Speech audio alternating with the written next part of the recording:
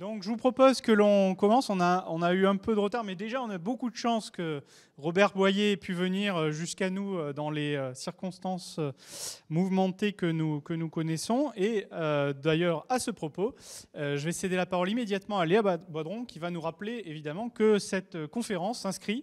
Alors elle était, pour être tout à fait honnête, prévue avant, mais on a décidé de la maintenir et de l'inscrire dans les conférences alternatives, puisqu'en fait, finalement, l'économie sociale et solidaire qui est à la marge dans les temps habituels devient la norme d'une certaine manière pendant les mouvements sociaux. Donc c'est quand même un élément à relever qui est tout à fait intéressant. Alors donc je vous cède la parole pour en profiter pour nous expliquer un petit peu le contexte de lutte. Oui, donc à Sciences Po Bordeaux, pour ceux qui ne le savent pas, qui ne sont pas d'ici, on se mobilise contre la réforme des retraites depuis déjà plusieurs mois. Et donc voilà, depuis environ une semaine, on occupe l'IEP. On a obtenu la banalisation des cours pour laisser le temps à tous les militants et à tous ceux et celles qui le veulent de se mobiliser dans les murs de Sciences Po et aussi en dehors. D'où l'organisation de cours alternatifs, d'ateliers, de conférences pour permettre à chacun... En fait, ça vient d'un besoin militant d'apprendre plus sur la situation actuelle pour pas que notre quotidien à Sciences Po dénote trop avec le soir quand on est dans la rue, quand on est en manifestation, etc. Donc oui, en effet, cette conférence a été acceptée par le comité de mobilisation et on s'est dit que ça allait avec les cours alternatifs. Donc merci d'être venu. Et merci beaucoup Léa. Voilà. Et merci beaucoup à vous tous d'être là. Bien. Je ne ferai pas plus long, donc je cède la parole. Alors donc vous verrez, donc nous avons un double binôme d'économistes, binôme d'étudiantes E6, économie sociale et solidaire et innovation sociale, pour questionner un petit peu Robert Boyer. Mais je laisse la parole immédiatement à Jean-Philippe. Je vais être bref aussi, juste pour... pardon. On décale un petit peu.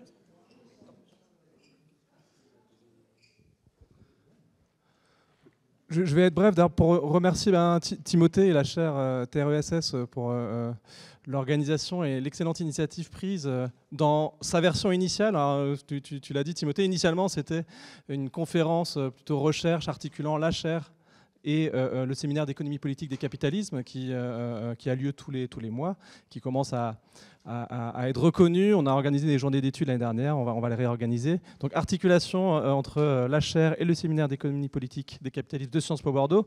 Et finalement, la version finale, c'est ici, dans ce programme alternatif. Et là, je remercie le comité de mobilisation de l'avoir accepté. Et je dirais 2-3 mots là pour expliquer pourquoi je pense que c'est pertinent aussi que ce soit ici.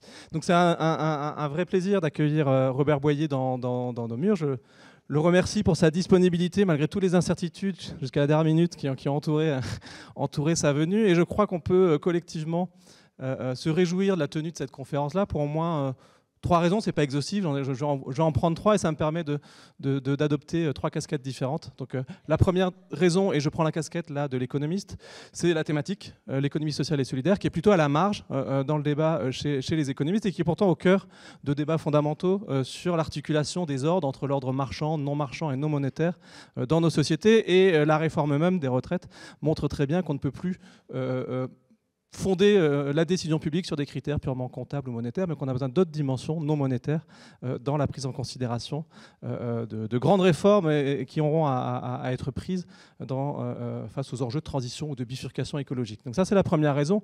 La deuxième raison, et je prends cette fois-ci la casquette de directeur de la recherche de l'établissement, c'est le cadre finalement dans lequel se tient cette rencontre, donc un cadre alternatif, mais qui là aussi nous place au cœur d'enjeux importants et qu'on porte, que je porte à la direction de la recherche, qui est la médiation scientifique et le fait de repenser la manière dont on organise les interfaces entre la science et la société. Et finalement, avoir une conférence dans ce cadre-là, on a sûrement changé un peu le public, mais c'est peut-être pas plus mal de la penser de cette manière, de l'avoir maintenue de cette manière. Donc ça, c'est un autre enjeu important.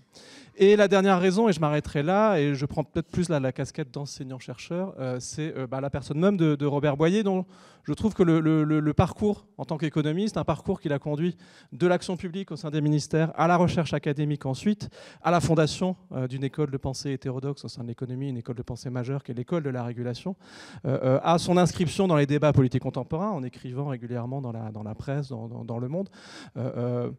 L'école de la régulation est une école qui a une approche institutionnaliste, qui adopte et revendique un dialogue interdisciplinaire avec la sociologie, avec la science politique, avec même l'anthropologie.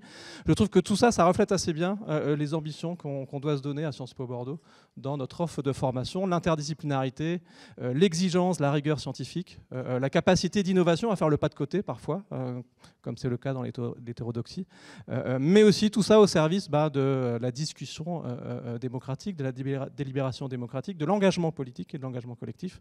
Et donc pour toutes ces raisons, je suis tout à fait content de maintenant laisser la parole à Robert Boyer. On va fonctionner avec un temps de présentation d'une dizaine de minutes et ensuite des échanges, questions-réponses, et on ouvrira la parole à la salle.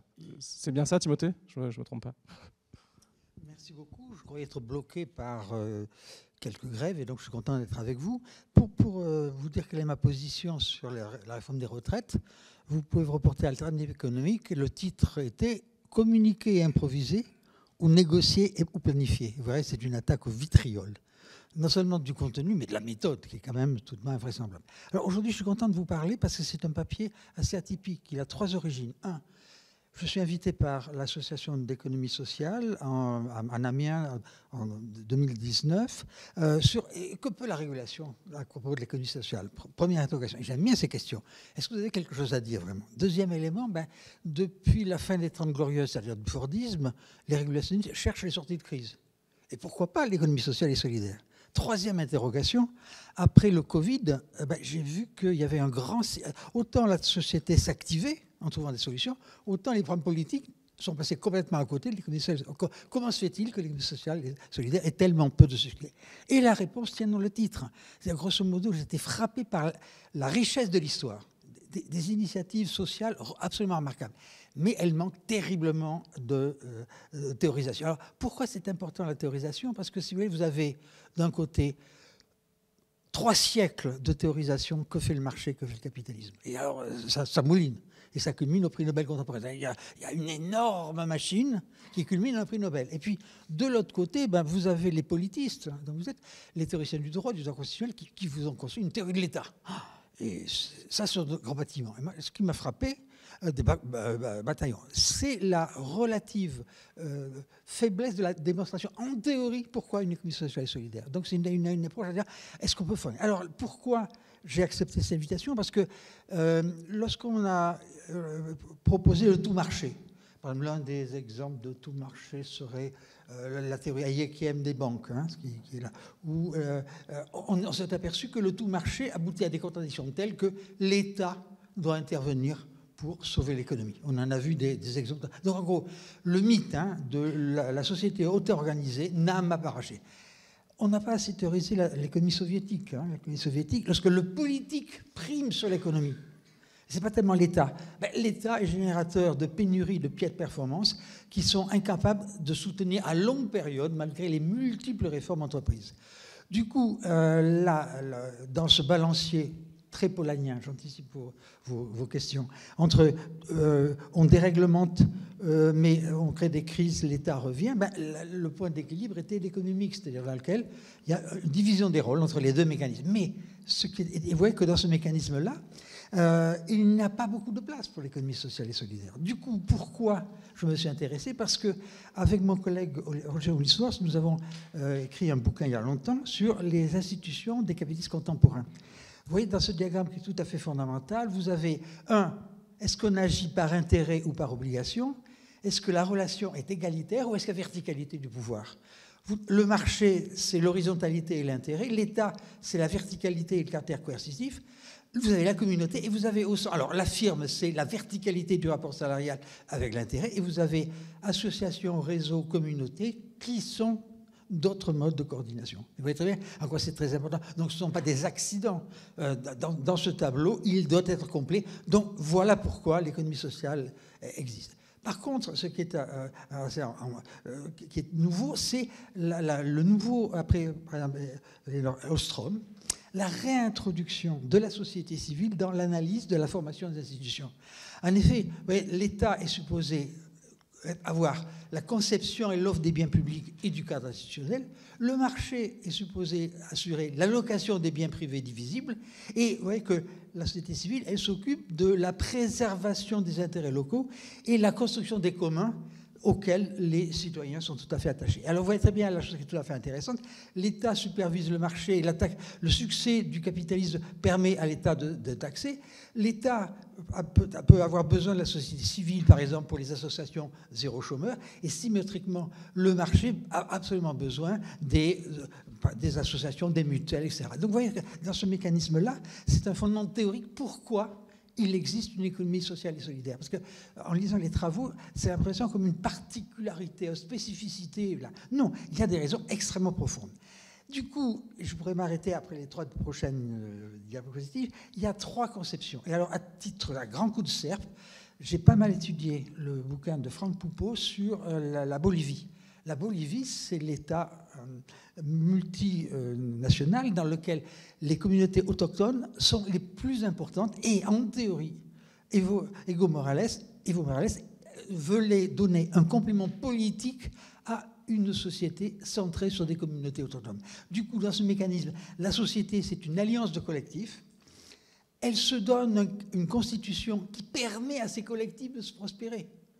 Et l'économie, elle, suit cette dynamique correspondante. Alors, je ne décrirai pas les avatars de ce mécanisme, etc. Ça serait un autre exposé que je peux faire. Deuxième configuration, très différente. Je suis très passionné par l'économie argentine.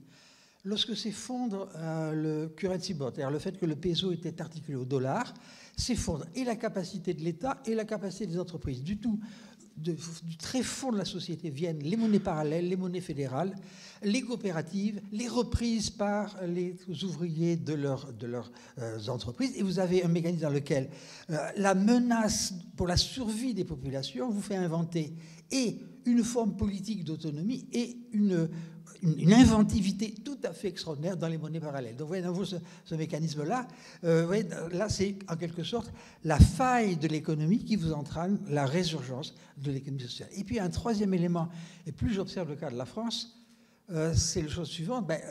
Par exemple, l'État a les doigts très gourds pour lutter contre le chômage de longue durée.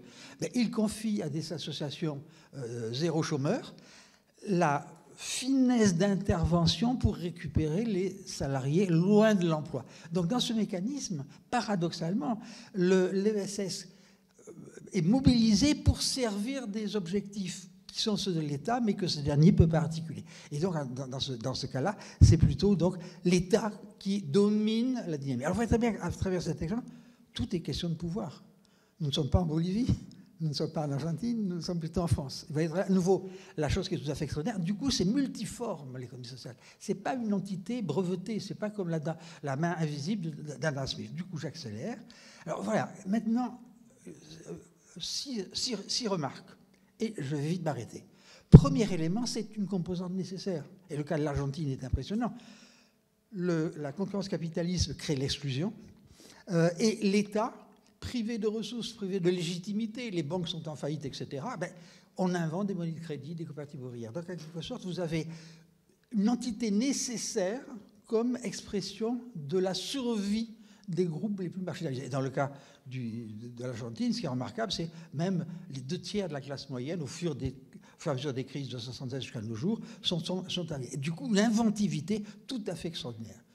Deuxième élément, et ça, c'est une formule qui me semble très importante. L'économie sociale, c'est un archipel. Non seulement parce qu'il y a des associations, des fondations, je me demande d'ailleurs ce que font les associations dans ce mécanisme-là, des coopératives et des mutuelles qui répondent aux insuffisances là. L'association va résoudre le problème de longue durée. Les tontines, allez, imaginons ce terme-là, va compenser le blocage de l'accès au crédit.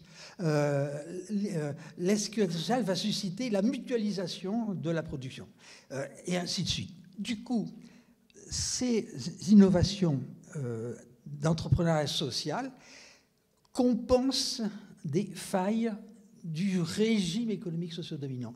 Et mon argument, rares sont les cas dans lequel il y a au contraire complémentarité. La mutuelle sert à couvrir les salariés qui eux-mêmes ont leur dépôt dans une monnaie locale qui sert à dynamiser l'emploi. On a en quelque sorte l'économie sociale et solidaire, c'est dans le cas de la France, c'est un archipel. Ce n'est pas un continent. Et le grand effort. Alors, j'ai étudié un tout petit peu en passant le moshav israélien, qui est intéressant, parce que l'articulation des coopératives avec le territoire de municipalité permet justement au niveau local, mais c'est un petit grumeau dans un océan très capitaliste, très concurrentiel. Donc, vous voyez, on voit bien, c'est une idée, donc du coup, potentiellement pour les grands fondateurs, c'est un mode alternatif. De fait, c'est une béquille des deux autres modes de coordination. Troisième remarque, j'anticipe une partie, c'est la solidarité locale. L'aspect qui est tout à fait important, l'ESS a un effet d'égalisation, un principe démocratique. Un individu, une voix, et donc un principe de contrôle panoptique du comportement des individus en faveur du collectif. Mais vous voyez très bien, alors le marché en est strictement incapable, mais vous voyez, si vous avez une anarchie du marché avec quelques petits îlots d'économie sociale et solidaire, ça ne pose pas le problème.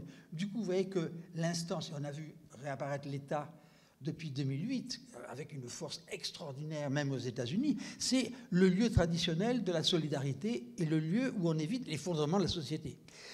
Vous voyez que l'Europe est mal en point, parce qu'elle a créé très peu de solidarité. Certes, vous, qu'en étudiant, vous pouvez travailler, mais clairement, il y a très peu. Il aurait été absolument vital d'avoir une assurance chômage ou formation européenne. Et troisièmement, le monde, quel affrontement de modèles. Donc, vous voyez très bien, la solidarité locale est absolument essentielle, mais imaginez que le changement climatique et la disparition des espèces soit un problème mondial. Vous voyez très bien qu'au niveau local, l'ESS peut incorporer cet élément-là. Il n'est pas à la hauteur de l'affrontement tant du capitalisme de plateforme que des grandes formes de capitalisme qui s'affrontent dans les trois zones de l'économie mondiale. Quatrième remarque, ce qui m'a frappé, c'est qu'il y a les têtes et les jambes dans l'économie sociale et solidaire. Il y a les théoriciens qui rêvent, qui ont énormément théorisé ce régime-là. Souvent d'ailleurs en réaction par rapport à l'évolution qu'ils voyaient apparaître. Et vous avez, après, au niveau local, les initiatives assez différentes. Alors, il y a quelques exceptions de grands théoriciens qui ont aussi des praticiens. Et alors, ce qui manque complètement, c'est l'articulation entre les deux. Et cette articulation, c'est faire pression sur le politique pour que le droit et les institutions fondatrices favorisent l'économie sociale et solidaire. Et le problème, d'un côté, il y a des théoriciens, vous avez des praticiens, mais ça ne fait pas système, car le passage est le passage. J'accélère vite. Alors, moi, j'ai l'âge de mes artères. Lorsque j'étais petit, j'étais très adepte de PSU, l'autogestion. Je vais transformer le monde. Ce terme a complètement disparu. Et pourquoi ? Alors, là, quelques exemples. Fondamentalement, c'est le projet politique est trop ambitieux. Il succombe moins à ses contradictions économiques qu'à l'incapacité de trouver un bloc social qui le défend. Donc, vous voyez le problème. Parce que ça serait la construction de la macroéconomie qui permet à ce système de prospérer. Et même dans le cas de la Bolivie que j'ai étudiée, ce n'est pas évident, parce que les forces du marché, les forces du capitalisme ont laminé une partie des éléments. J'accélère, j'ai bientôt fini. Alors, quel futur ? Alors, écoutez, ce qui m'apparaît impressionnant, c'est que moi, j'ai suivi les vagues de l'économie sociale et solidaire. Il y a des hauts, il y a des bas, mais il n'y a jamais eu d'extinction. Donc, premièrement, j'ai une bonne nouvelle à vous annoncer. L'économie sociale et solidaire a une longue vie devant elle. Mais ce n'est pas nécessairement le mode de production dominant, parce que vous avez vu que dans la distribution du pouvoir actuel, elle est la servante soit de l'accumulation capitaliste et ses effets au détriment de l'accumulation sociale, soit de l'État comme main souple d'un État qui est un peu grossier dans ses interventions. Donc, du coup, en permanence, on voit réapparaître préservation du lien social. Par exemple, dans l'Argentine contemporaine, eh bien voilà, on voit une nouvelle vague de coopératives ouvrières qui reprennent des industries, des entreprises en faillite compte tenu du problème de macroéconomie très défavorable. Deuxième élément, il y a une capacité d'adaptation au contexte sectoriel et local. La chose qui est tout à fait intéressante, ces innovations répondent à des problèmes réellement existants et souvent des innovations absolument remarquables. pour reprendre le langage d'économiste, internalisation de certaines externalités, ce qui est tout à fait intéressant. C'est-à-dire que dans la territorialité de l'économie sociale, vous pouvez intégrer toute une série de facteurs qui sont l'inclusion sociale, la préservation de l'environnement, la citoyenneté, l'égalité, et ça, c'est un mécanisme tout à fait important, alors que au niveau des sociétés, vous avez des silos d'intervention qui jamais ne communiquent. Dernier point, vous avez une grande variété de formes juridiques. Alors, ce que j'ai dénoncé comme peut-être un peu une difficulté, peut-être une force, puisqu'on peut toujours adopter une forme juridique, elles sont très souples et très multiples. Par contre, les faiblesses sont tout à fait considérables. Moi, je me souviens de l'exemple du Crédit Agricole qui s'est mis à acheter des produits toxiques et qui a failli passer parce qu'il voulait mimer le taux de rendement des entreprises bancaires capitalistes. Vous voyez le problème là. Si le système juridique favorise, et même la Commission européenne de la défense de la concurrence favorise les formes publiques, les entités les plus fortes sont tentées de jouer le jeu et elles y perdent et leur éthique et même, de temps en temps, leur viabilité. Deuxième limite, la captation, soit par le capital, soit par l'État, est une grande tentation, grosso modo, étant donné que ces deux mécanismes ont un pouvoir qui vient à leur extension spatiale, peut très facilement articuler à son profit toute initiative de l'économie sociale et solidaire. Alors, troisième point, je suis spécialiste des rendements croissants. La grande période du Fordisme, ça a été quand même des rendements croissants associés à un compromis capital-travail tout à fait original. Pourquoi la Chine croît-elle si vite? Parce qu'elle a retrouvé des mécanismes de rendement croissant qui autorisent potentiellement. Donc, la grande difficulté, comme l'économie sociale, c'est du cousu humain, c'est de la dentelle. On a très peu de cas dans lesquels la forme initiale permet de conquérir un marché et de contrebalancer les grandes entreprises du capitalisme de plateforme, par exemple. Alors, dernier point, peu de synergie entre les diverses formes. Vous voyez, l'aspect important, c'est que le marché a une capacité d'invasion extraordinaire. Le droit de l'État est tout à fait extraordinaire. La France est un exemple de paroxysme, par ses lois, par ses règlements. L'économie sociale se diffuse par le militantisme et la dédication de ceux qui savent. Alors, laissez-moi vous dire pourquoi son avenir est tout à fait ouvert. Parce que, nous avons aujourd'hui 3 conditions qui favorisent l'émergence de l'économie sociale et solidaire. Une crise tant des régulations marchandes qu'étatiques. C'est clair, vous avez vu que, grosso modo, les deux jouent au ping-pong et aucune n'a une solution. Deuxièmement, vous avez des luttes défendant la dignité, la démocratie de l'économie. Alors, mon interprétation des protestations contre la réforme de la retraite, c'est vraiment non seulement du statut matériel, mais de la dignité et de la défense des droits fondamentaux des individus. On est dans une période tout à fait favorable.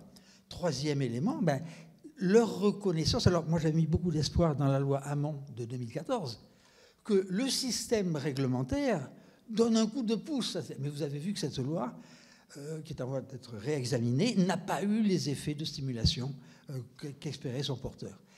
Du coup, les obstacles sont clairs. La croyance en le fait que l'État ou le marché, le capitalisme sont porteurs de prospérité n'a pas disparu.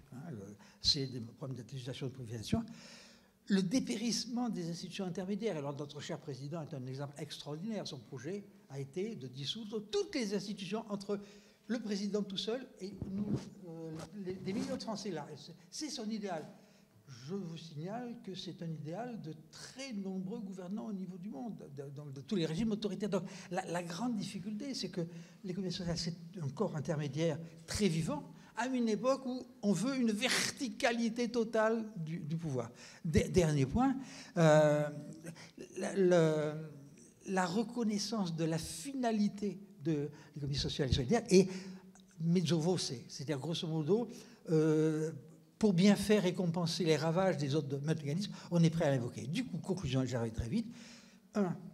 Le SS a un bel avenir car il a un très long passé d'innovation sociale à réponse à des problèmes socio-économiques sans cesse renouvelés. Donc pour moi, la spécialité de l'innovation, c'est un lieu extraordinaire d'innovation. Deuxièmement, il n'y a pas que M. Mux dans la vie. Il y a des entrepreneuriats sociaux. Et ça, c'est un élément important. L'homo écu n'est pas le seul figure emblématique du capitalisme. Troisième élément, une articulation locale, sectorielle et globale. C'est un mécanisme-là, réintégrer des éléments, alors que, vous avez vu, les interventions de l'État visent à des interventions digitales qui vont très profond et elles sont incohérentes. Donc c'est un avantage donc, de trouver des cohérences et des complémentarités.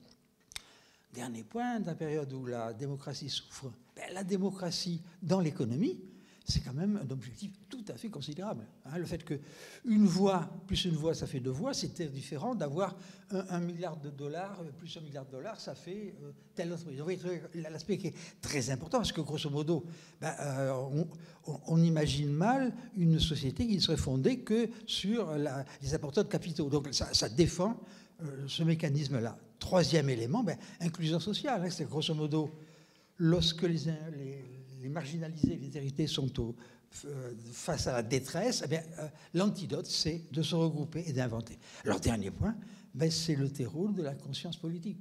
C'est là, en s'affrontant jour contre jour, jour après jour, à des problèmes difficiles, qu'on a une conscience politique entre ce qui est souhaitable et ce qui est possible. Donc, long à venir, mais hélas, ça ne sera pas...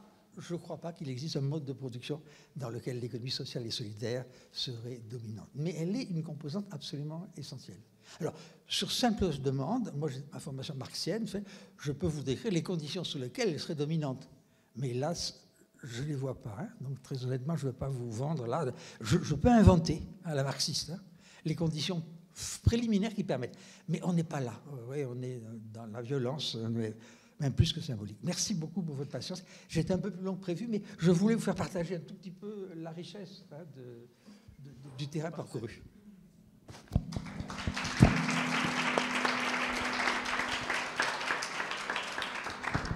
Ça fait un bruit, non? Je vois qu'il y a une main levée. Vous vouliez poser une question? Est-ce qu'on...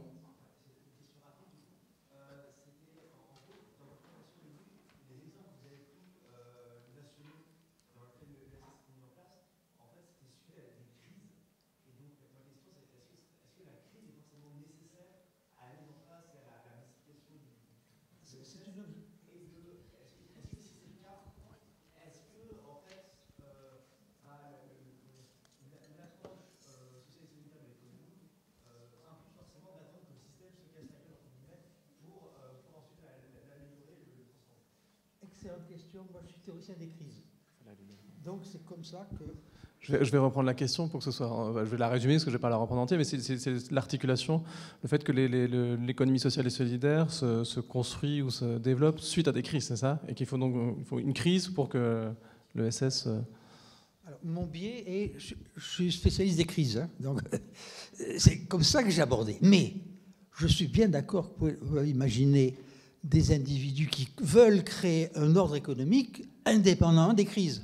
Mais ce que j'observe quand même alors j'ai supprimé les émergences, c'est quand même la montée du capitalisme industriel qui précarise. Donc si on regarde bien, c'est un effet très réactif. Vous avez des utopies à la Fourier qui existent, mais l'effectivité, c'est souvent la matérialité, survivre. Mais vous avez tout à fait raison, c'est une objection à la première version de la rédaction de mon livre. Non, il y a une association par la volonté de trouver un autre rapport avec l'économie. Mais je vois quand même que les grandes avancées viennent des périodes...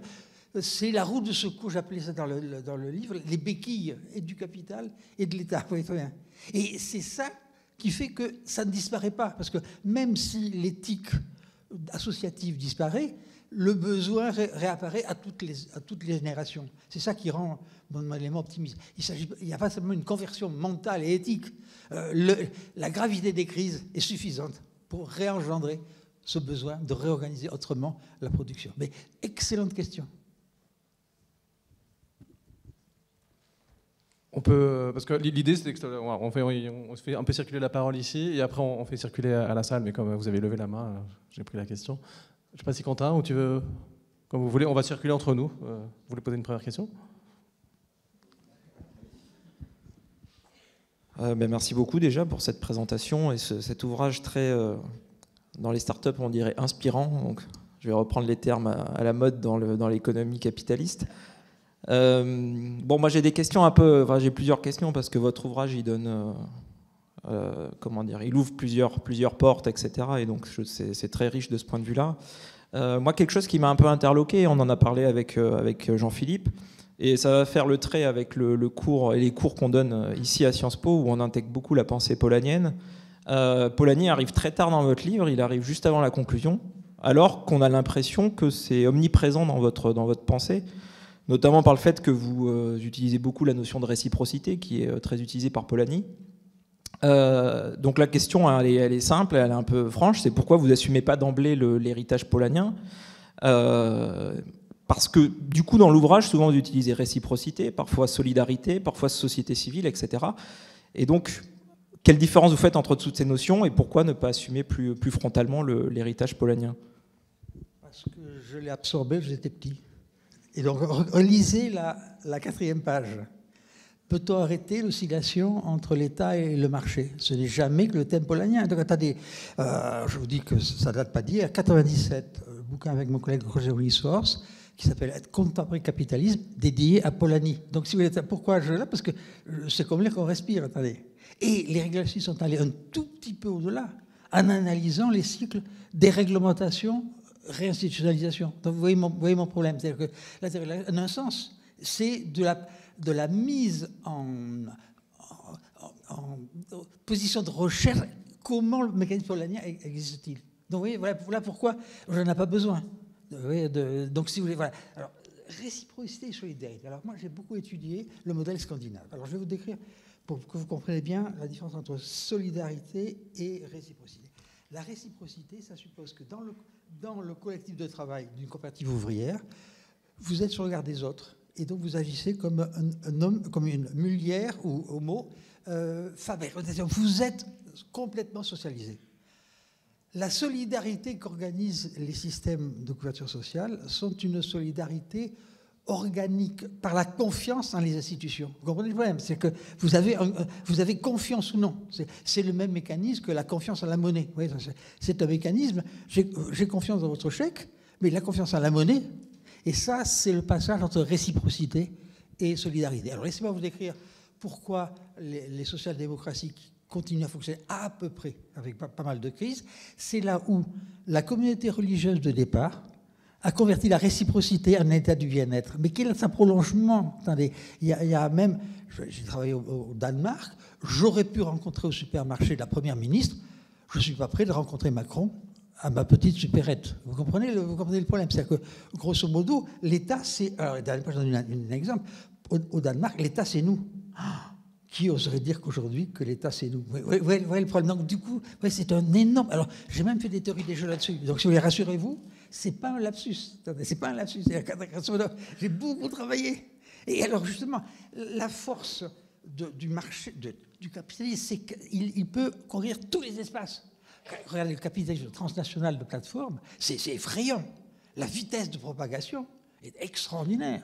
De même, la prégnance de l'État de société contemporaine, regardez le contrôle sur la société du gouvernement chinois, mais c'est invraisemblable. Vous voyez ce caractère de couverture, alors que l'administration a à faire ses preuves localement, territorialement, pas à pas. Donc, si vous voulez, c'est pas tellement une erreur, si vous voulez. Et c'est ce qui fait le charme de cette économie. Ce n'est pas l'abstraction marxienne d'une valeur qui se met en valeur. Elle reste un mécanisme où la valeur d'usage et la valeur de marchande sont articulées les unes aux autres. Et ça, c'est ultra précieux. Mais ce n'est pas la règle. Parce que la valeur d'échange est imprimée sur la valeur d'usage. Donc vous comprenez bien pourquoi voilà pourquoi j'ai créé cette inégalité.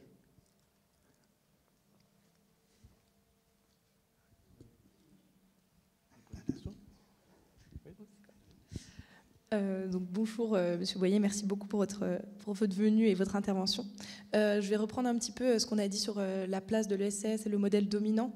Donc vous l'avez mentionné aussi dans votre livre, les crises ont tendance à profiter à l'ESS qui semble être quand même un modèle résilient. Et donc depuis notamment la pandémie de Covid, on assiste à une internationalisation de l'ESS avec l'OCDE et sa recommandation, la recommandation européenne également, à venir aussi une résolution à l'ONU. Donc, face à cette internationalisation et dans ce contexte de nouvelle crise du capitalisme, est-ce que, vous y avez un petit peu répondu, mais est-ce que ce ne serait pas le signe quand même d'un changement de paradigme économique même si l'ESS n'a peut-être pas ses chances de devenir le nouveau paradigme dominant. Qu'est-ce que vous en pensez? Très bonne question. Vous voyez que la coordination qu'organise Google, la coordination, elle est effective, elle est tous les jours, hein, ou Amazon. Le fait que la Commission européenne, à travers la lutte des théoriciens, des praticiens de l'économie sociale, reconnaissent le mécanisme, c'est un peu, si vous voulez, une reconnaissance tardive. Dans une période de crise, on a besoin de faire feu de tout bois. De même, on pourrait dire que ça remplace les tentatives d'économie sociale, de RSG, donc économie sociale, solidaire, etc. Donc, on capte toutes les potentialités. Mais vous voyez très bien que une directive de l'ONU ou de la Commission européenne, ça ne fait pas la pratique au jour le jour, qui fait que, vous voyez, le capital financier lui organise toutes les secondes la coordination. Cette coordination est une petite graine semée pour des futures internationalisations. Vous voyez mon problème. C'est ça la grande idée. Il est clair qu'il faudrait que ce soit un mécanisme qui ait une capacité en anglais ça s'appelle pervasiveness, de pénétrer l'ensemble des espaces. Or, vous voyez très bien, il n'y a pas cette force de frappe. Et du coup, ces déclarations sont une bonne prise de conscience, mais elles viennent dans les crises. Vous voyez le problème, c'est ça qui me gêne un tout petit peu. Vous voyez, dans les périodes fastes, l'OCDE n'aurait jamais écrit là-dessus. Donc, vous voyez à nouveau mon petit préjugé que c'est dans les crises qu'on aperçoit la nécessité et l'inventivité. Et alors, dernier point, je connais très peu de multinationales de la CSS où elles tournent mal. Il y a un vrai problème. Et c'est la contrepartie de l'implication personnelle dans l'activité de production, de partage, de mutualisation, etc. Oui, donc c'est le revers de la médaille de ce qui est le propre. Donc il n'a pas le mécanisme d'envahissement, si vous voulez, d'ensemble. Et alors, ce qui m'a beaucoup frappé, c'est le cas de la Bolivie, puisque vous avez des communautés qui portent les ressources naturelles, l'eau, etc., sont collectives. Donc c'est comme Ostrom. Et malgré ça, le gouvernement d'Evo Morales n'a pas pu instituer. Parce que grosso modo, les capitaux multinationaux, les industries extractives, minières, etc., ont quand même conquis la dynamique. Donc en gros, les mouvements sociaux se sont fait déborder en termes politiques par le fait que des grands groupes proposaient des solutions auxquelles le gouvernement n'a pas pu résister. Alors que c'était, à mon avis, conceptuellement, le pays le plus proche. Puisque par définition, on avait déjà ces éléments constitutifs. Oui. Et même dans ce cas-là, il n'y a pas eu d'inventivité. Alors, ne serait-ce qu'après, deuxièmement, les militants les sociaux sont devenus des politiques, et devenant politiques, la tête a un peu gonflé, et ils ont satisfait le devenir de la Bolivie plus que le bien-être des collectivités dont ils étaient issus. Vous voyez le problème, le caractère abrasif des relations de concurrence ou de rapport de l'État. Vous voyez très bien, c'est qu'on vient pour se considérer, et la force des forces qui travaillent la société font qu'on alors ça a été interprété comme, c'est très contradictoire, comme une trahison, mais c'est en fait c'est pot de terre contre pot de fer, si vous voulez. Voilà, c'est ça un peu mon idée, un peu brutal, mais vous voyez, combien de divisions le capital transnational en a beaucoup, si vous voulez. Hein. Alors dernier point, vous savez que lorsqu'il se fracasse, alors vous avez vu la crise bancaire qui est en train de se développer, lorsque ça va mal.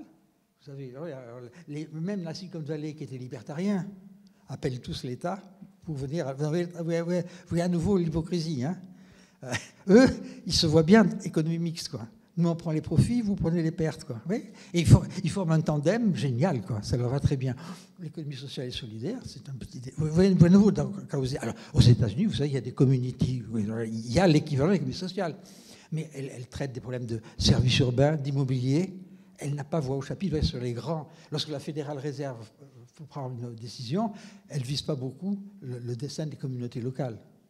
Même si avec Yannette et Hélène, les préoccupations de travail et d'égalité ont pris un certain rôle. Donc vous voyez, voilà ma réponse réaliste. Moi, je vais peut-être refiler peut-être le lien avec Polanyi. On sait que chez Polanyi, il y a ce triptyque là entre marché, redistribution et réciprocité.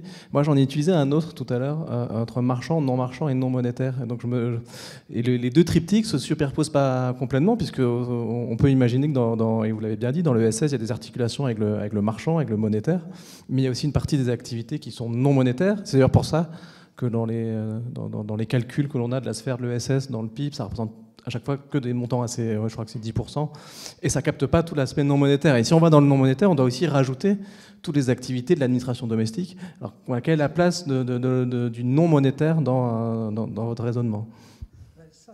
Ça décrit la dépendance des cadres conceptuels vis-à-vis d'un paradigme socio-économique particulier. Tout notre continent est complètement déphasé, parce qu'elle vient de modèle tout à fait particulier, si vous voulez. Il est décalé par rapport à la finance, par rapport à l'environnement, etc. Donc, oui, c'est ça. Et du coup, le handicap, c'est qu'on n'a pas les indicateurs permettant de savoir quelle est la contribution au bien-être des populations. Oui, le mécanisme. Je ne crois pas beaucoup aux indicateurs de bonheur brut, etc. C'est beaucoup plus sophistiqué que ça, le bonheur. Donc, vous voyez, c'est ce décalage-là. Et on a beau eu la commission Stiglitz et autres, Fitoussi, on peut lui proposer des indicateurs.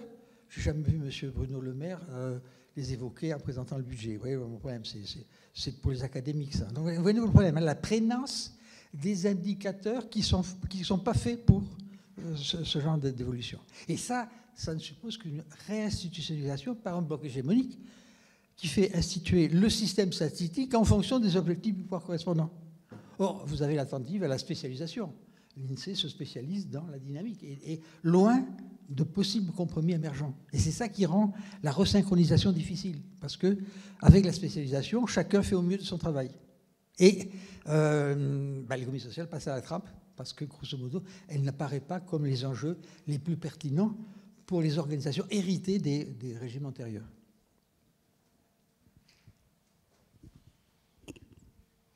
Bonjour. Du coup, avec Colline, on a pensé un petit peu au contexte de transition numérique qui a soulevé notamment les questions de société de surveillance, d'économie de plateforme, mais aussi au contexte de transition écologique et de développement durable. Et on s'est demandé, du coup, en partant de là, concrètement, à quel défi fait face l'ESS et est-ce qu'elle serait à même d'y répondre, selon vous? L'exemple de Wikipédia, alors je vous renvoie à un article que j'ai publié sur le capitalisme transnational. Si vous voulez. On aurait pu imaginer que l'économie numérique crée un bien commun tout à fait particulier, les connaissances, l'information. Attendez, ça serait alors, si je lis bien les tentatives de règlement de l'économie numérique à l'Europe, c'est un bien commun pour les citoyens. Oui, mais hélas, nous, on n'a pas, Amazon on n'a pas les institutions correspondantes. Donc la grande difficulté, si vous voulez, c'est que le numérique potentiellement... Alors prenons l'exemple des données médicales, qui est ma spécialité. Moi, je suis absolument scandalisé que la caisse de maladie soit obligée de donner ces données les plus précieuses, non pas à l'administration pour en tirer une politique, mais le donne à des entreprises privées qui vont même revendre. Donc, vous voyez, parce que c'est le bien commun pour trouver les innovations qui vont résoudre les problèmes de santé publique. Vous comprenez mon problème? Si même une information qui est essentielle à la gestion de l'État est donnée au privé, mais attendez, je m'arrache les cheveux. Attendez, pour moi, c'est prodigieux. Attendez, c'est extraordinaire. Et alors, dernier point, c'est que l'administration est en retard dans les compétences correspondantes. L'innovation technique est allée très, très vite. Et l'État est en retard. Et donc, vous avez vu la montée des groupes, des consultants. Que la diffusion du vaccin, le Covid, ait été fait par un consultant extérieur, c'est impressionnant, parce qu'il y a un système sentinelle qui est fait pour. On a désarmé notre système collectif de d'information en la faisant créer à nouveau au nom du retard technologique. Et donc, vous voyez très bien, donc, à nouveau, en théorie, vous avez parfaitement raison. En pratique, il y a le vrai problème de l'État à les doigts gourds parce qu'il est encore structuré par l'ancien modèle fordien et maintenant par le fait que c'est le bon élève de la finance. L'économie sociale là-dedans, elle n'a pas la voix au chapitre. Sauf qu'en cas de catastrophe, alors on va chercher les militants pour mais si vous voulez, le rapport est de soumission. C'est-à-dire que ce n'est pas eux qui orientent la politique, c'est la politique gouvernementale est mise en œuvre donc il y a une sorte de délégation de second rang de la mise en œuvre de la politique, pas de sa conception. Il voyez très bien cette domination importante. Alors, dernier point, le changement climatique. Au niveau local, on peut parfaitement imaginer. Alors moi j'ai un bel exemple. Je suis à la journée de GECO de Lyon cette année et j'ai trouvé un magnifique exemple. Vous avez vu que le prix de l'énergie est fixé parce que c'est le coût marginal, etc., au niveau européen. Lorsqu'il y a pénurie, c'est infini, quoi. Voilà. Au niveau local, il suffit qu'un producteur d'électricité, par exemple solaire, s'entende pour vendre au prix moyen aux utilisateurs. Et vous avez résolu, internalisé un problème qui ne peut pas être résolu au niveau local. Donc vous voyez à nouveau, c'est génial. Ça comble les erreurs du calcul économique des chers économistes et prix Nobel, en trouvant une solution viable, beaucoup moins absurde que multiplier par 10 dans certains cas le prix. Donc, moi, ça m'a beaucoup plu, parce que quelle magnifique innovation. Donc, très bien. Et c'est ça, à mon avis, qui devrait être tout à fait développé.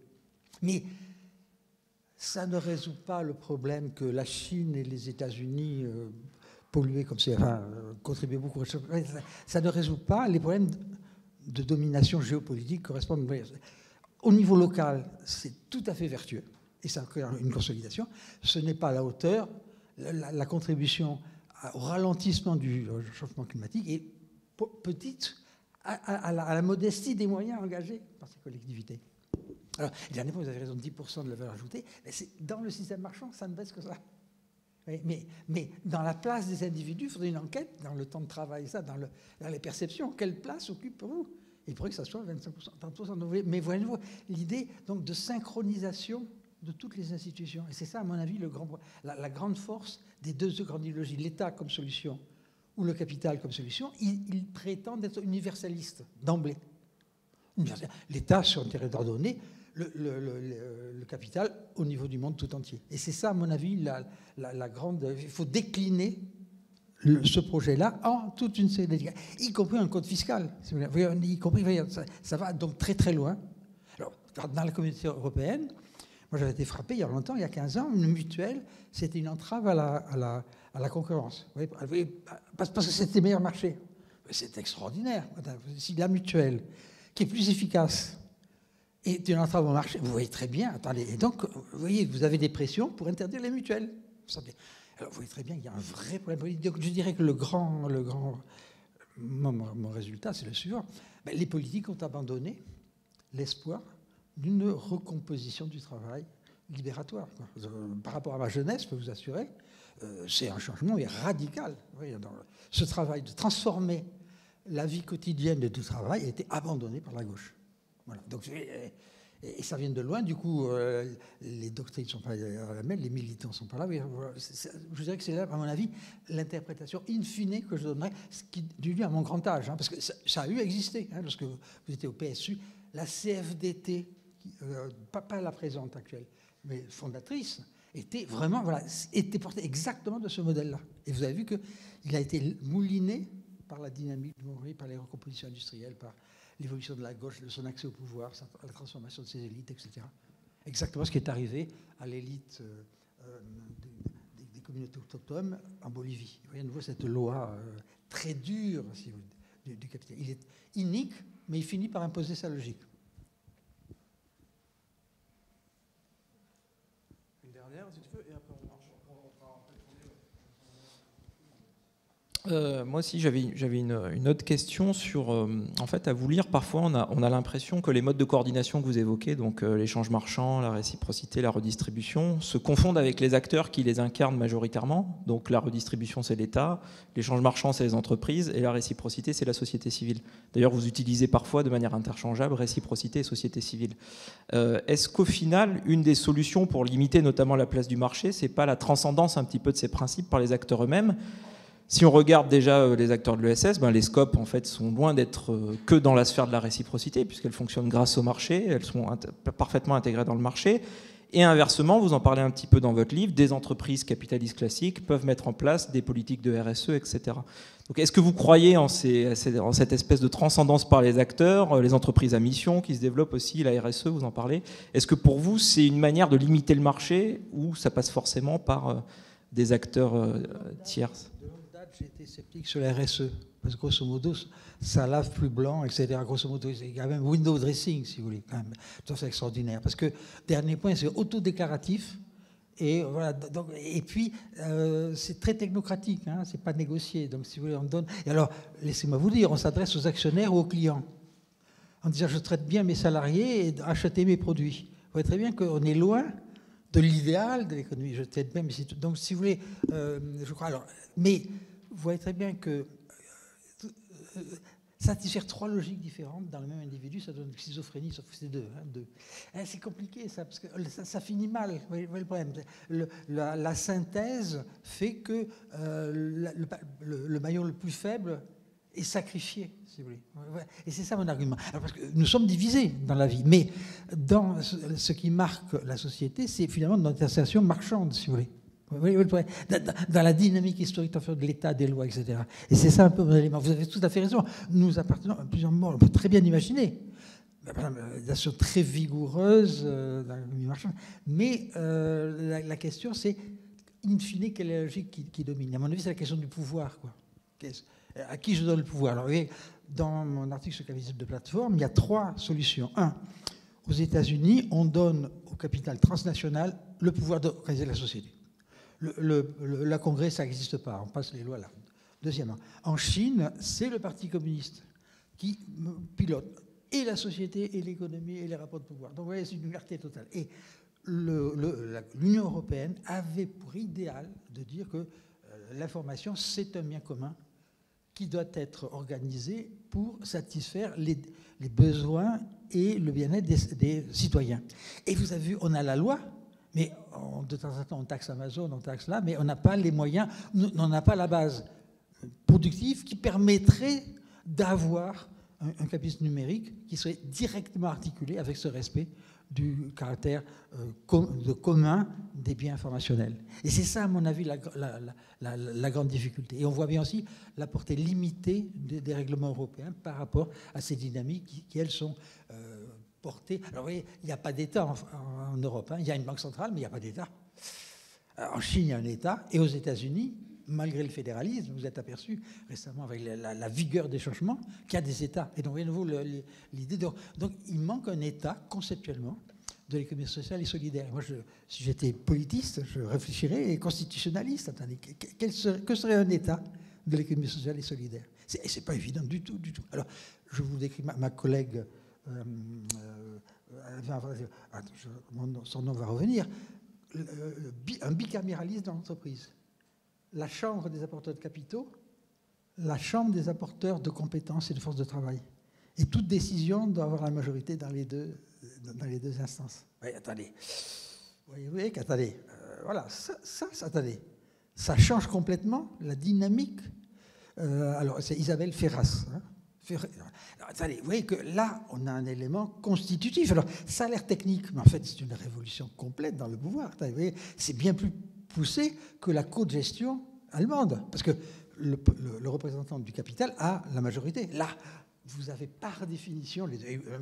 C'est généreux pour les apporteurs de capitaux, hein, parce que je suis un peu tenant de la théorie marxiste. Je trouve que je leur donne beaucoup. Je trouve que c'est généreux. Hein. Mais même ça, c'est infaisable. Et vous voyez très bien que c'est bien dans la constitution du droit que se trouve la solution. Bon, vous voyez que ce livre d'Isabelle Ferras n'a pas fait école, quoi. Moi, c'est un de mes bouquins favoris, mais je connais très peu de militants qui s'en sont emparés, quoi.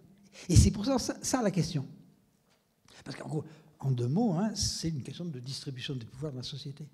Alors, la revue de la régulation s'appelle Institution capitaliste pouvoir.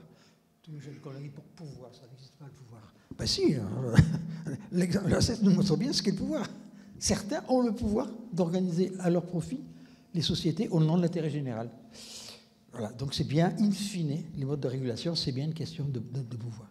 Et là, l'état de décomposition des forces progressistes, des partis progressistes, est quand même extrêmement inquiétante pour la majorité d'entre nous. Donc il y a même un problème qui rejoint mon diagramme. Entre les grands théoriciens et les praticiens, il y a le politique. Et une loi ne fait pas le basculement de force. C'est les lois Auroux, si vous voulez. J'ai vécu ça. Les lois Auroux visaient à consolider les salariés. Mais on décentralise. Au contraire, c'est au moment où on a mis bien l'étrier de la décomposition du pouvoir de négociation qui venait de la centralisation au niveau des branches ou nationales. Vous voyez à nouveau l'idée correspondante est très importante. Certaines décisions distribuent durablement le pouvoir. Et on a beau se débattre, on n'arrive plus à faire sauter ce verrou. On va commencer à prendre des questions dans peut-être une série de 3. Une série de 3 questions peut-être. Je ne sais pas si c'est nécessaire. Si, parce que sinon on ne vous entendra pas dans le... Ok, ça marche. C'est fort. Du coup, vous parlez d'un modèle d'organisation bicamérale, donc avec comment dire, en mettant pas en relation, mais disons en ayant 2 chambres, donc l'une détenteur de capitaux, l'autre détenteur de savoir-faire technique, et par opposition du coup à un modèle entrepreneurial où seuls les détenteurs de capitaux décident. Est-ce que en faisant cela, vous excluez pas en fait un modèle monocaméral du coup, où seuls les détenteurs de savoir-faire technique décideraient et où justement les investisseurs, les détenteurs de capitaux seraient exclus du processus décisionnel et seraient juste là pour engranger leurs profits? C'est exactement l'objectif des scopes. Mais à la contrepartie, c'est que on n'a plus de principe d'accumulation du capital. C'est exactement le principe des scopes. C'est-à-dire, grosso modo, on n'est pas dépendant de la banque de crédit, c'est les coopérateurs qui décident de cette dynamique-là. Et c'est eux qui sont titulaires du capital productif matériel et des savoir-faire. Donc c'est pour ça que pour moi, la partie la plus intéressante des 4 formes d'organisation, pour moi c'est la SCOP qui est une forme justement la plus aboutie. La mutuelle, c'est pas mal. L'association, oui. La fondation, je vois mal. Je vois beaucoup son rôle aux États-Unis. Je le vois très mal dans le cas des pays européens. Par contre, la SCOP, c'est là le noyau dur d'un changement du rapport salarial, grosso modo. Parce que grosso modo, on pourrait imaginer un dépassement du rapport salarial capitaliste. Mais il est rattrapé par le fait que la concurrence marchande est allée, ce que vous avez exactement dit, elle est là, qui est discipline. Et donc, elle oblige à avoir une politique au moins égale. Voilà, elle a un mécanisme coercitif. Le prix de l'immobilier augmente, le taux d'intérêt augmente, et donc la SCOP est embarquée dans un processus qui ne peut pas... Voilà. Et c'est ça. Du coup, vous comprenez bien l'accent du macroéconomiste que je suis sur créer les conditions macro qui permettent au SCOP de prospérer. Alors, hélas, jusqu'à présent, ça a été souvent les périodes de crise de paroxysme. Grosso modo, tous les autres critères au profit de la survie du collectif de travail sont abandonnés. Mais en régime permanent, dès que le régime permanent vient, on a à nouveau cette idée de logique. Moi, ce qui me paraît impressionnant, c'est le crédit agricole. C'est quand même un magnifique exemple. Ça vient de la coopération. Et ils se sont brûlés les ailes en achetant des produits toxiques qu'ils ne comprenaient pas au demeurant. Attendez, le caractère abrasif, c'est quand même... N'engagez pas trop de quant dans les scopes, quoi. Ils vont vous ruiner. C'est ce caractère dramatique de l'esprit du temps, si vous voulez dire. Ah non, mais tout le monde a des produits. Moi, je prends les mêmes produits, là. De même que les municipalités de la banlieue rouge ont acheté des produits toxiques. Ah, attendez, oui, c'est catastrophique, si vous voulez. Qu'allait-il faire dans cette galère de gagner des hauts rendements? Attendez, vous voyez, la faiblesse humaine est considérable, mais c'est assez désespérant. C'est notre habitus même qui est en question. Comment je me conduis? Et là, il y a des forces qui semblent vous dépasser. Ça, relisez Marx, ça semble nous dépasser. On ne peut rien faire. Et c'est ça, la force du capitalisme. Il y a des crises, mais il apparaît comme une donnée objective de valeur. L'économie sociale n'a pas créé cette nécessité. C'est une option, c'est une voie, c'est une tentative. Oui, je vais vous demander de vérifier aussi s'il n'y a pas les micros fixes qui sont allumés, parce qu'il y a un petit Larsen en fond. Bonjour, merci beaucoup. Tout ce que vous dites est très stimulant. J'ai 2 questions. La première, c'est une question de compréhension. Bon, vous imputez la solidarité à l'émergence de l'économie sociale et solidaire, mais on a, dans notre pays et même ailleurs, on a une institution dont la vocation, une grande institution dont la vocation première est d'impulser la solidarité, c'est la sécurité sociale. Et alors, ma question, c'est, je ne vois pas où vous placez dans votre triptyque la sécurité sociale, parce que bien sûr, on pourrait la rattacher à l'État, mais dans son fondement, depuis sa création, elle avait quand même une certaine autonomie. Alors je sais bien que l'État a eu tendance à l'étatiser, et donc on en voit aussi les dégâts. Mais quelle est la place que vous lui donnez? Ma deuxième question porte sur la monnaie à laquelle vous avez fait une rapide allusion. Et j'aimerais aussi la comprendre un peu mieux, votre pensée.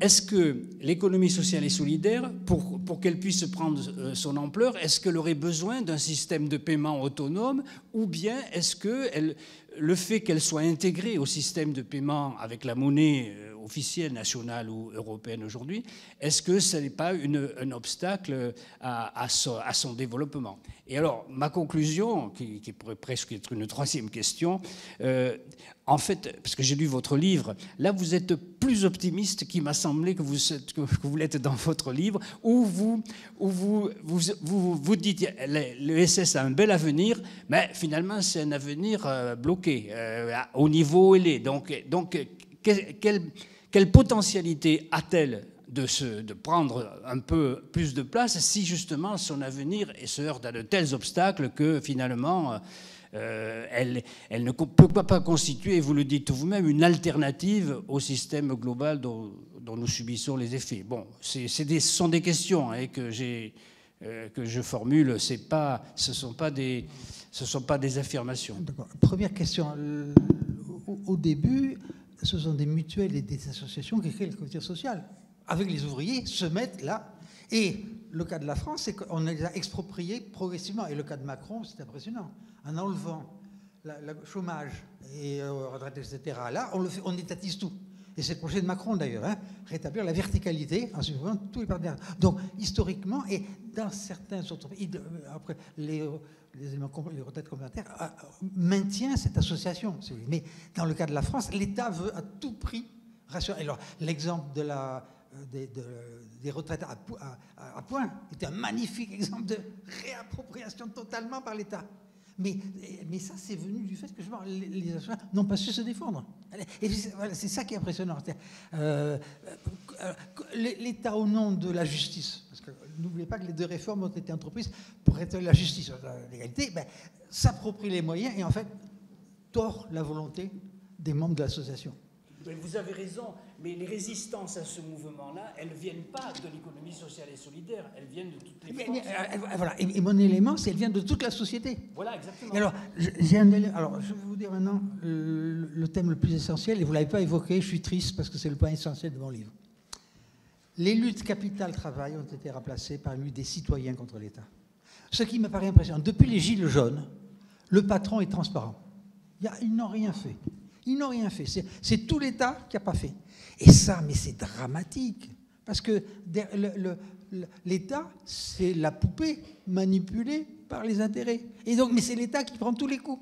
Et c'est l'État qui remplace le salaire par des transferts fiscaux. Donc un des chapitres là, c'est attention, attendez, le rapport salarial, parce que pour moi, analyse du rapport salarial, c'est virtuellement le plus fort. C'est une alternative au rapport salarial. Eh bien, toute la dynamique fait un rapport, la solidarité, c'est le citoyen contre l'État. Et du coup, on a un véritable mécanisme, on oublie complètement la lutte dans la production. Et alors, ça se traduit aussi, on fait de la redistribution, mais pas de la distribution dans l'entreprise. On fait tous les mécanismes là. A disparu l'idée de partage de la valeur ajoutée, parce qu'on fait du dividende salarial, qui est quand même un oxymore dans les termes. Donc, parce qu'on a abandonné ce mécanisme-là. Sur la monnaie, ben oui, je ne vois pas pourquoi la monnaie serait le seul vecteur de l'anticipation de la formation du capital à la marche. La monnaie peut être le véhicule d'expression des projets d'une société. Donc, les monnaies alternatives pourraient être la monnaie dominante. Donc, moi, j'ai beaucoup étudié les créditos, l'instauration de toutes les monnaies parallèles en Argentine lors des crises. C'était relativement prometteur, parce qu'on s'affranchissait de l'État central et de la région pour résoudre les besoins. Donc, les institutions créaient ex nihilo une monnaie qui leur permettait de survivre et d'organiser les transactions. Ça, c'était extrêmement prometteur. Ça articulait l'assurance, la mutualité, la mise des compétences. Et donc, effectivement, la monnaie n'est pas nécessairement capitaliste. Voilà, c'est ça. Et on voit que c'est bien l'inverse. La crise de 2008, c'est que les actifs financiers étaient tellement liquides que c'était comme la monnaie. Donc, et cette monnaie, c'est faux. Donc, vous voyez, si vous regardez bien les effets que la monnaie soit exclusivement capitaliste, c'est dramatique. Alors, bien sûr, je sais qu'il y a des myriades de monnaies locales, etc. Mais vous voyez qu'elles n'ont pas donné l'essor, l'impulsion pour boucler les circuits que j'ai évoqués, la mutuelle, le crédit, etc., qui bouclaient en une entité qui a pour effet le bien-être de ses participants. Et c'est concevable, c'est parfaitement concevable. Alors, ce qui m'avait impressionné, je ne suis jamais allé visiter, mais le moshav israélien, c'est à mon avis relativement intéressant au niveau d'une collectivité. C'est-à-dire, grosso modo, tout fonctionne sur l'idée de communauté. Alors, mais c'est un petit grumeau dans un essai de compétition capitaliste et de start-up. Il faut garder le micro, s'il vous plaît. Hein? Le micro, gardez-le quand vous faites des grands gestes. C'est un grumeau dans un océan de concurrence capitaliste. Vous voyez, c'est ça que je veux dire. Mais au moins, on a la volonté. Il y a la production, le crédit, la mutuelle, l'assurance, etc. Ça forme un système indépendant. Et il ne communique qu'à travers les produits, les marchandises. Mais au moins, vous avez une cohésion. Et du coup, il faudrait une assise territoriale quasiment. Alors, quand ça arrive, écoutez, je me demande si on ne va pas passer par un état de dislocation du système international. Il y a grosso modo un effondrement équivalent à celui de l'entre-deux-guerres. C'est grosso modo protectionnisme, nationalisme, rupture des relations et recentrement des grandes zones de l'économie mondiale. Donc et dans ce contexte-là, vous n'avez pas des forces transrégionales qui vous façonnent. Vous pouvez imaginer de reconstruire. Mon idée, ce n'est pas du tout mon idéal, mais je rêve toujours de comprendre le miracle de l'économie suisse. Vous êtes entouré là, et vous avez quand même maintenir une citoyenneté, alors que vous vivez même des dividendes, des capitaux fondamentalement. Il y a quelque chose de refondé à un niveau local, si vous voulez, cette dynamique-là. Peut-être que c'est une solution. Du coup, il faudrait forcer les innovations sociales qui répondent à ce que je vous ai évoqué là, pour l'énergie. Trouver des moyens, autonomie énergétique, avec système de prix totalement indépendant du système. Et ça, vous construisez une autonomie et vous consolidez sa résilience. Puisque il peut arriver n'importe quelle bêtise dans les prix marginaux de formation, vous avez assuré la survie de votre collectif. Et ça serait, il faudrait multiplier les innovations de ce type-là. De la même façon pour le problème de la vieillesse, etc. Alors, je n'ose pas évoquer celui de mon modèle favori, qui est celui du Japon. Paradoxalement, vous avez des utopistes qui... La mixité complète à travers les âges d'une ville complètement refondée à travers la socialisation du quatrième âge. Attendez, il faut imaginer, si vous voulez, plutôt que d'avoir Orpea, vous avez une collectivité qui est organisée sur tous les cycles de la vie. Vous voyez la différence quand même. C'est pas du tout le même modèle. Et paradoxalement, il était relativement à l'œuvre dans le cadre du Japon. Voyez-vous, donc du coup, la limitation, c'est l'imagination et la capacité de résoudre des problèmes, là, indépendamment de la doxa dominante. Donc on peut avoir un optimisme. Hein, sauf les évolutions des 30 dernières années ont quand même été très honnêtement, je n'ai jamais cru que la globalisation financière durait 30 ans. J'aurais cru qu'elle s'effondrerait au bout de 15 ans, 20 ans. Pour moi, la durabilité et mon étonnement et mon erreur de diagnostic. J'ai cru que le système se casserait de façon beaucoup plus précoce. Donc, vous voyez, j'étais surpris de la résilience de ce système pétri de contradictions. C'est incroyable qu'il ait tenu jusqu'à aujourd'hui. Et aujourd'hui, nous sommes dans la crise, à mon avis, la plus sévère qu'on ait jamais observée. Alors, je ne vais pas vous faire une démonstration. Si on a appelé le nouvel état des savoirs, vous verrez, il y a un article et je décris la complexité où il y a 5 crises qui se télescopent. Et personne ne sait comment on sortira de ce maelstrom. Donc, voilà.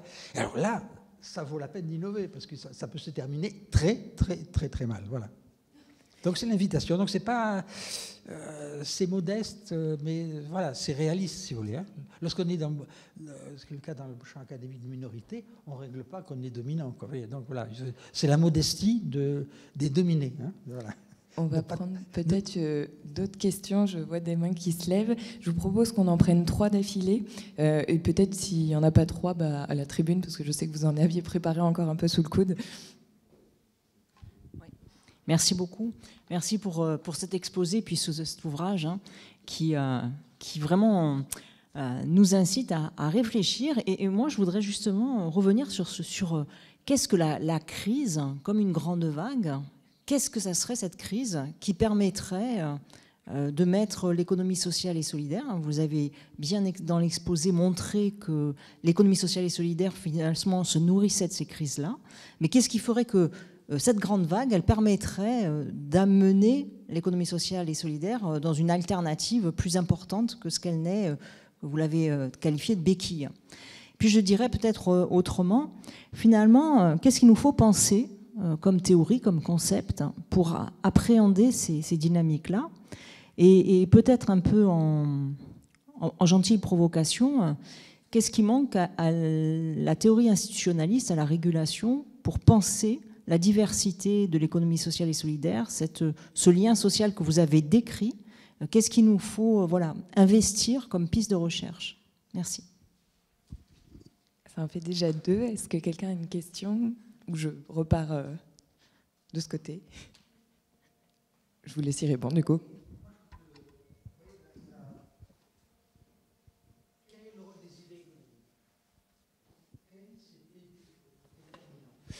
Moi, je reste matérialiste, un tout petit peu matérialiste. Mais il est vrai que la sous-théorisation des projets progressistes a joué de sacrés tours au mouvement progressiste. La sous-théorisation. Parce que, grosso modo, le PS finit en disant on gère plus humainement le capitalisme, mais on en accepte tous les travers. Le blairisme étant l'apogée de ça, quoi. Et toute la famille, le civil, tout ça. Donc catastrophique, quoi. Désarmement intellectuel complet, si vous voulez. Et du coup, il faut réinvestir. Mais alors, du coup, la question, c'est oser faire de la grande théorie, quoi. Qu'est-ce qu'une société? Comment ça survit? Vous voyez, moi, j'essaie de vous faire un élément. Donc, vous voyez, ça ne va pas disparaître. Elle est là, vous voyez, donc complexe, si vous voulez, d'équilibre. Et la grande question, c'est comment fait-on basculer le pouvoir? Et alors, moi, j'ai beaucoup étudié le cas de la France. Vous savez, sans les 2 guerres mondiales, nous n'aurions jamais observé le Fordisme. Grosso modo, j'ai des accords terrifiants avec Thomas Piketty. Pour lui, c'est des idées. Oh là là, mais bien sûr que non, mais bien sûr que non. C'est les épidémies, les guerres civiles, les guerres mondiales. Mais c'est mécanique dans ces séries. Donc la question, c'est être prêt dans la prochaine crise. Alors qu'il va être... Cette crise, c'est l'effondrement, c'est la congélation de l'économie capitaliste. C'est quelque chose de monumental qu'on n'imagine pas mal. C'est la guerre civile, etc. Pour repenser la reconfiguration en fonction des... Voilà. Et alors là, je vous conseille de lire des romans de science-fiction. C'est grosso modo, ils sont plus imaginatifs que les théoriciens de la société. Si vous voulez. Pour moi, un grand théoricien de la société américaine, c'est Philip Dick, si vous voulez. Voilà, donc, relisez les grands, ça existe, si vous voulez. Il y a une inventivité tout à fait extraordinaire. Et donc, il faut réinsuffler les utopies, ce mécanisme-là. Si vous voulez. Imaginez d'autres futurs que celui dans lequel on est. Et ça, on ne peut pas dire que la formation académique soit très favorable. En faisant rencontrer des convexes par des concaves, en économie, c'est pas comme ça qu'on va trouver. Il y a un vrai problème de formation, y compris philosophique, épistémologique, si vous voulez. Donc, l'idée, c'est réarmer l'imagination théorique, si vous voulez. Voilà. Mais vous êtes jeune, vous avez du pain sur la planche. Moi, j'aimerais renaître, parce que je trouve que j'aimerais travailler 48 heures par jour. Parce que, allez, je comprends presque rien. Allez, pour moi, c'est une époque terrible pour la théorisation, si vous voulez. Et le système académique s'englue dans la numérologie, on compte les articles. Non, c'est pas sérieux, ça. On n'est pas à compter les articles. On est à engendrer les concepts qui nous permettent de nous repérer dans ce monde. Voilà, donc c'est ça le nom du jeu, des sciences sociales. C'est pas du tout publié. Vous voyez à nouveau la révolution. Il faudrait que l'effort intellectuel soit gouverné par cette et non pas survivre dans ce système public or public. C'est pas comme ça qu'on résout ces problèmes-là. Alors, dernier point, je suis très pessimiste. Vous prenez Adam Smith, vous prenez l'entre-deux-guerres, vous avez les économistes, c'était des intellectuels. Ah, du droit, du truc, vous avez tout. Maintenant, vous avez eu ce sont des experts. Et les pauvres malheureux, ils ont quasiment rien compris. Donc, vous voyez, le dépérissement, là, c'est-à-dire dépasser de l'intellectuel. Les grands économistes, c'est des intellectuels. Ah, je ne désigne personne, mais vous les voyez là. Ce sont des experts. Même après une crise, ils sont incapables de vous l'expliquer. Et ça, ce dépérissement est extraordinaire. Du coup, ma proposition, si vous lisez un de mes précédents livres, Une discipline sans réflexivité peut-être une science, je propose une agora où, au niveau local, on dit, messieurs les économistes, messieurs, veuillez m'expliquer tel et tel phénomène. Et on met un concours de remue-ménage pour essayer de comprendre la dynamique. Pour créer un lieu où le nom du jeu, c'est comprendre la société dans laquelle nous sommes et non pas publier un article de plus. Et ça, c'est pas ce qu'on fait habituellement dans les tas de problèmes. C'est reconstituer cette idée. L'effort intellectuel, c'est la réponse au problème du temps. Parce que l'économie politique ne fait jamais connaître de l'or qui vient de l'Espagne. Elle fille des grands mouvements historiques du capitalisme commercial, industriel et financier. Donc, reprenons ce problème. Où en sommes-nous de cette histoire du capitalisme? Donc voilà. Et là, il y a beaucoup de travail à faire.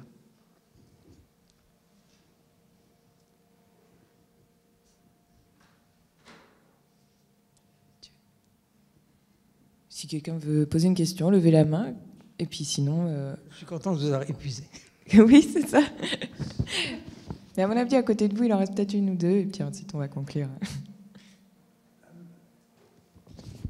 Peut-être pour poursuivre sur la proposition, puisque c'est quand même des choses qui se discutent quand on pense en pleine réforme sur la formation. Est-ce que c'est une incitation que moi je partagerais à travailler plus l'articulation entre le milieu des sciences sociales et le milieu des arts, par exemple. Et on sait qu'il y a maintenant des formations où on essaye de mélanger la formation scientifique avec la formation artistique.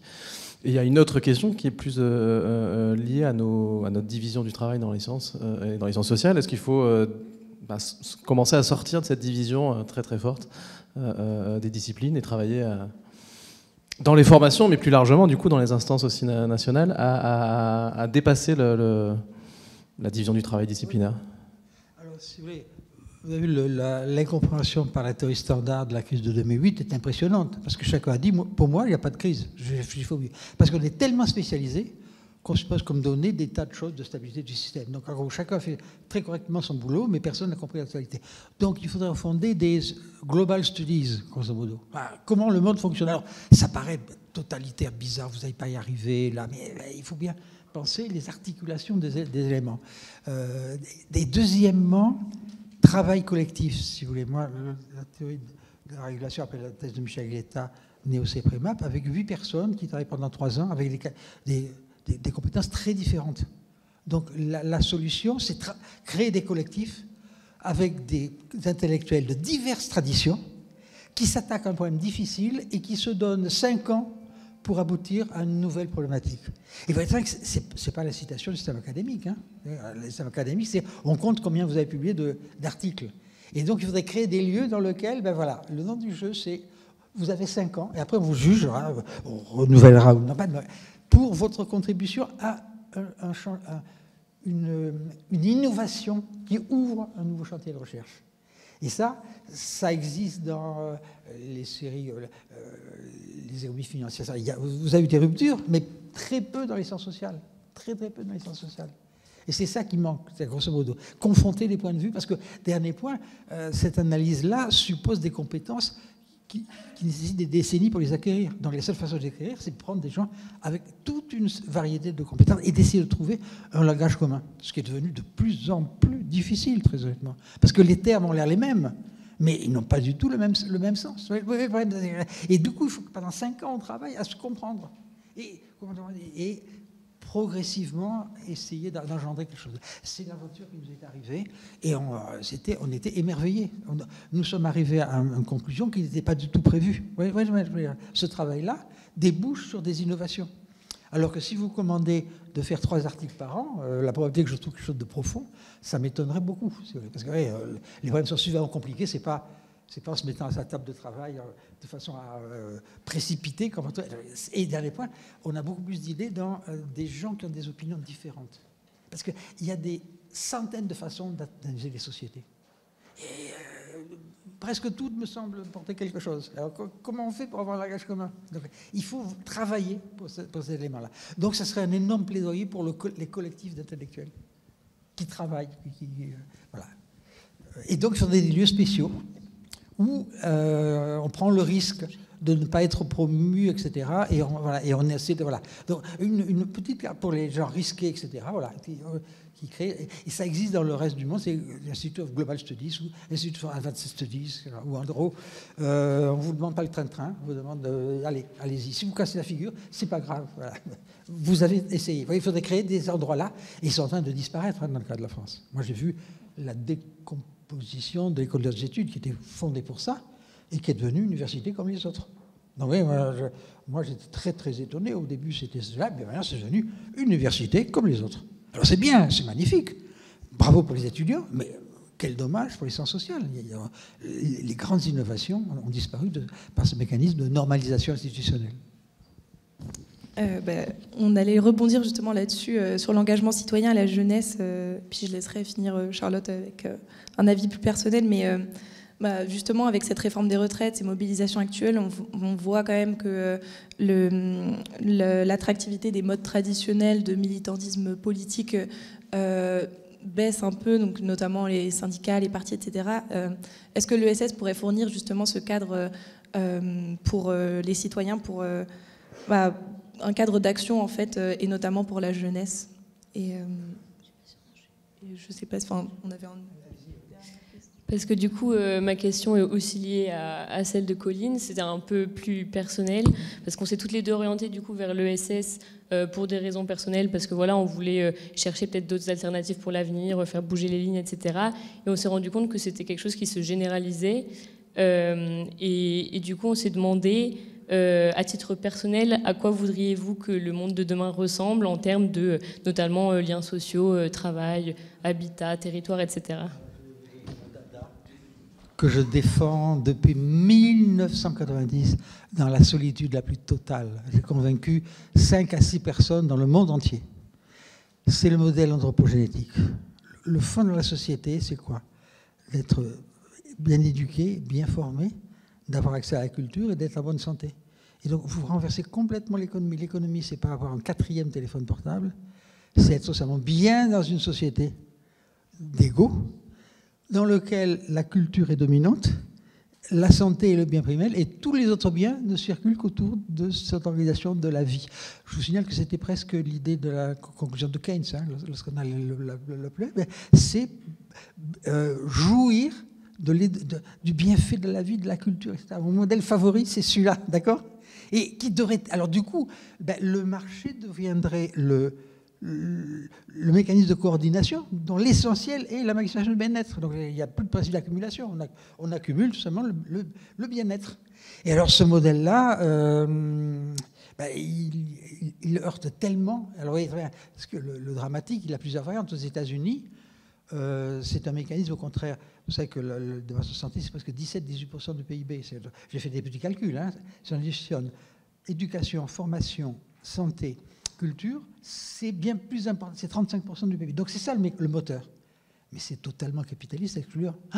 Oui, mon modèle serait plutôt, ça vous verra, c'est la société japonaise traditionnelle dans laquelle, d'où vient la longévité des citoyens japonais, c'est tout simplement qu'il n'y a jamais de rupture par rapport au lien avec la communauté. On vit longtemps, non pas parce que la médecine fait des progrès, mais tout simplement parce qu'on est un individu de la société tout au long de sa vie, même lorsqu'il est tout vieux. Vous voyez le changement d'optique. Mais hélas, même au Japon, les forces mettre les vieilles personnes dans une maison de repos, les forces dites de modernisation tendent aussi à l'emporter. Vous voyez de nouveau le caractère abrasif des idéologies que porte le capitalisme transnational. Donc là, mon modèle favori serait celui-là. Et du coup, moi je suis venu à l'économie pour faire disparaître la rareté économique. Vous voyez très bien. Attendez, c'est magnifique. Et donc, puisqu'on est bien là, l'économie devient l'auxiliaire de mode de vie hédoniste. Attendez, vous voyez, voilà. Voilà, j'ai l'impression d'avoir manqué bien ma vie quand même. J'ai pas dû comprendre quelque chose d'important. C'est pas du tout ce qu'on a vu. Donc, voilà. Mon modèle là, mais j'ose plus le dire. Hein, donc ça serait ça, ce modèle-là. Et il est partagé par beaucoup de grands théoriciens, si vous observez bien. Donc voilà. Donc entre les lignes, Gaël Giraud, enfin donc, voilà, pas mal de gens, Amartya Sen, etc. Si vous regardez bien, ce modèle tourne là, mais sa pertinence sociale est tend vers zéro, non? Voilà. Donc, si je comprends qu'une personne d'entre vous aujourd'hui, c'est un grand jour pour moi. Je pense qu'on va s'arrêter là. On peut remercier et applaudir encore une nouvelle fois Robert. Timothée, tu veux dire peut-être quelques mots ? Voilà, merci beaucoup, vraiment. Juste 2 mots pour vous dire, d'une part, qu'on peut, si vous voulez continuer d'approfondir la réflexion et de lire Robert au-delà. Alors c'est vrai qu'il est un peu plus optimiste, hein. Moi je rejoins ce que disait Jean-Marie Haribé. Vous êtes un peu plus optimiste à l'oral qu'à l'écrit. Néanmoins, pour le coup, le livre est vraiment très étayé, donc je vous encourage à l'acheter et à le lire surtout. Et puis donc ça c'est la première chose. Et la deuxième, nous avons une autre conférence alternative mercredi prochain à 17h, Amphi Montesquieu, avec Rob Hopkins, qui a fondé le mouvement des villes en transition. Voilà, donc on continue sur ces sujets. Voilà, c'était aussi pour vous en informer. Donc je vous remercie beaucoup. Donc n'hésitez pas à prendre le livre, puis profitez-en pour le faire dédicacer. Voilà, hein. Merci.